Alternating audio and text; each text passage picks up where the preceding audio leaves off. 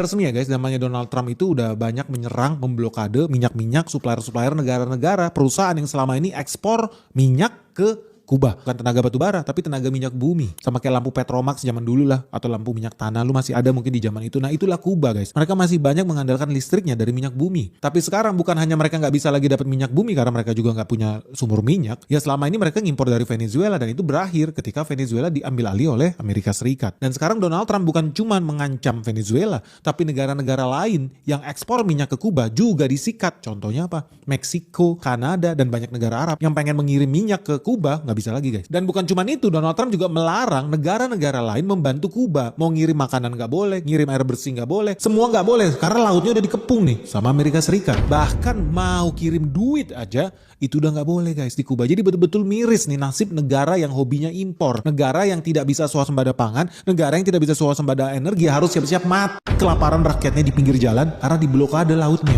Dan ini sebetulnya ada tujuan jangka panjang yang bisa jadi menguntungkan Indonesia loh. Kenapa? Karena Donald Trump udah jelas ya. Ketika Donald Trump mengambil alih minyak-minyak bumi yang ada di Venezuela, target dia bukan merampok Venezuela, no. Target dia sebenarnya adalah menyerang China yang selama ini menikmati minyak bumi harga diskon dari Venezuela. Itu yang diserang Donald Trump. Artinya apa? Dari sini lu udah tahu ya. Yang diincar Donald Trump, kenapa dia wajib menyingkirkan Kuba, wajib menggulingkan rezim pemerintahan yang ada di Kuba? Karena Kuba jangan-jangan terlalu dekat dengan Cina. So what, apa masalahnya kalau begitu? Karena ini penting banget, sampai Donald Trump itu ketika mention Kuba dia bilang ini ada hubungannya dengan national security. Bahkan dia bilang this is a very unusual and extraordinary threat. Jadi menurut Donald Trump, Kuba ini betul-betul ancaman bagi kedaulatan Amerika Serikat. Kayak jauh banget ya. Ini sama aja kayak dia di Venezuela cari-cari alasan membasmi narkotika. Alasannya national security lah, padahal nggak ada hubungan itu semua. Kenapa? Karena dia berulang kali bilang Kuba itu dijadikan tempat untuk aktivitas intelijen Rusia. Kuba itu adalah negara sahabatnya Hamas, Iran, Hezbollah. Pokoknya gitulah.